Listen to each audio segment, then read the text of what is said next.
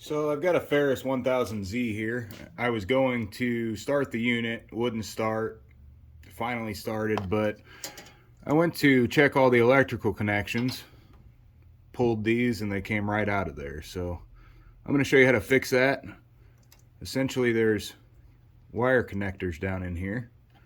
If you use a real small screwdriver or something like a poker to get down in there, you push directly down in and then kind of pry up, and then the whole unit will just pop out of there. It bends a little tab in there. So it sits like that. There's this little tab here that locks in there, and when you shove that down in there and bend, it pushes it down so it'll come out. So we've got that connector there. It actually looks like we might be able to just reuse it. These here, you can use a poker or a screwdriver and just kind of widen them up a tiny bit. Otherwise, you can use a new unit, something like this. They make a bunch of different styles of them, but all pretty much the same thing. So all we're going to do is take those other ones out and go ahead and install a couple new ones and get the thing taken care of. If you are reusing them, again, you will have to spread that pretty far in order to get that wire back down in there. Most of the time, you see how that's already kind of pinched a little bit, but it's not bad. But if you open it up, just kind of pry up and over, or with two different pieces, get that there to go ahead and be able to fit that wire back down in there and clamp it back down on. Again, if you can get through the middle, just kind of pry, open that up, get the wire back down in, and then you crimp it back down with a standard crimper. We're going to use new ones though, so on the wire here.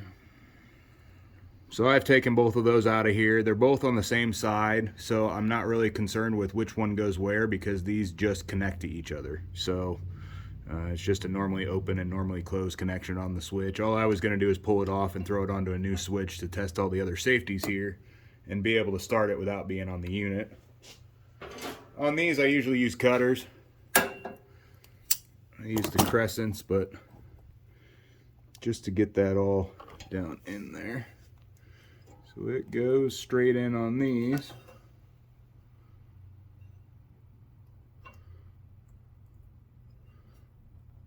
And then you want it so the insulation is down here at the bottom. So you'll pinch that there at the bottom with your crimps.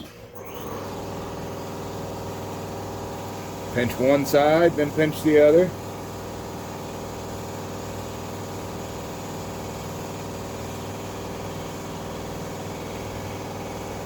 That's in there real nice.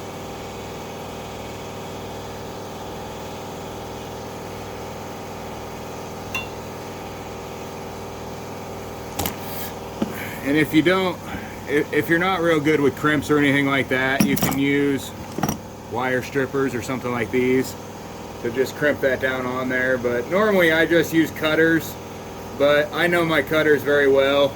I know how they behave, but you shouldn't be able to pull that off of there, and all this wire should be down in there good and tight. But if you're pulling and it's coming off of there, there's an issue. So actually pull on it, but if it comes off, that's a problem. So I'm gonna go ahead and put that in there.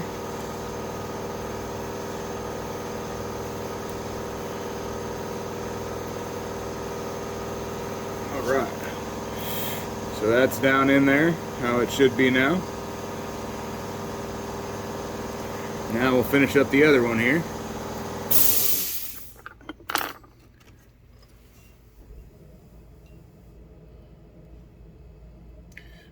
Same deal. And again, you just pinch one side of the crimp here over, and then the other one.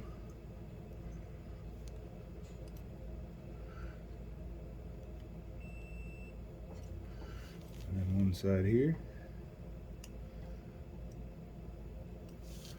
like such, and one side on the other. And there it is. So it's on there, nice and good again. Same way for this one, straight up in there. That one went a little further. Guess this one needs getting caught or something. There it goes. Alright, all the way in. So at that point, I basically want to use this backwards to be able to start my unit. Let's see if that works.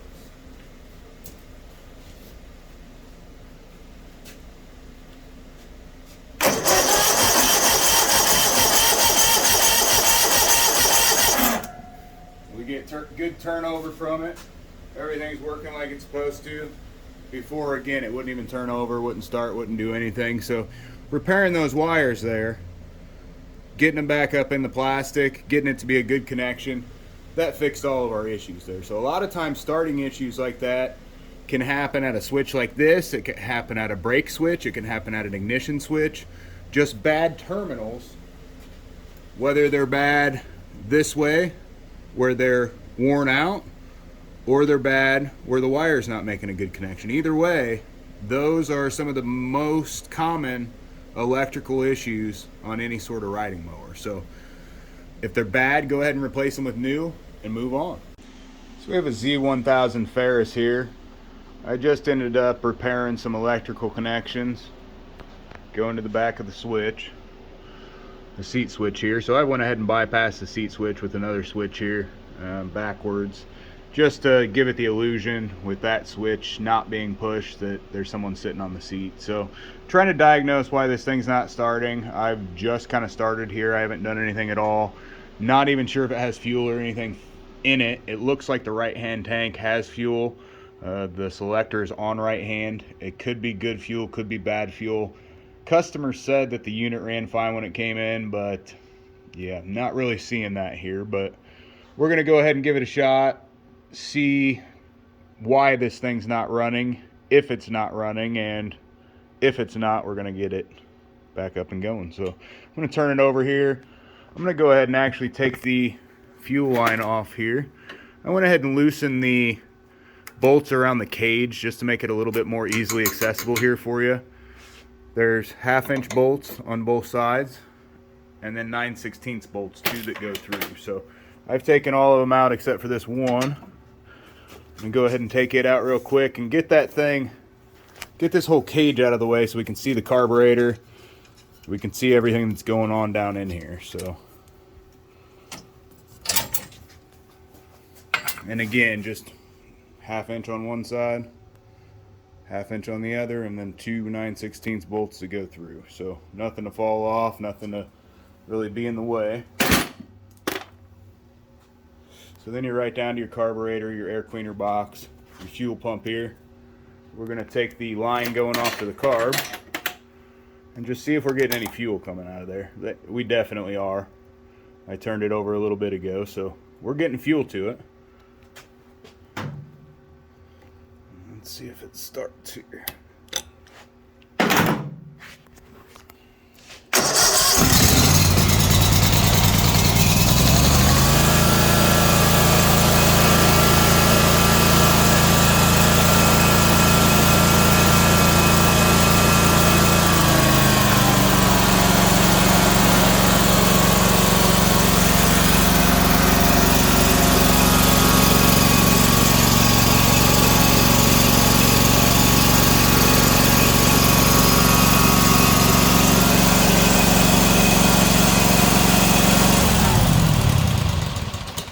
So yeah, this thing starts up, runs perfectly fine. The issue with this thing was just those wires going to the back of the switch here.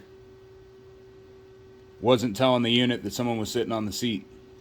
On this one, somebody's got to be sitting on the seat to start it. So that's why we were having the no start issue. Bad connections, bad wiring. Thanks for watching. Like and subscribe.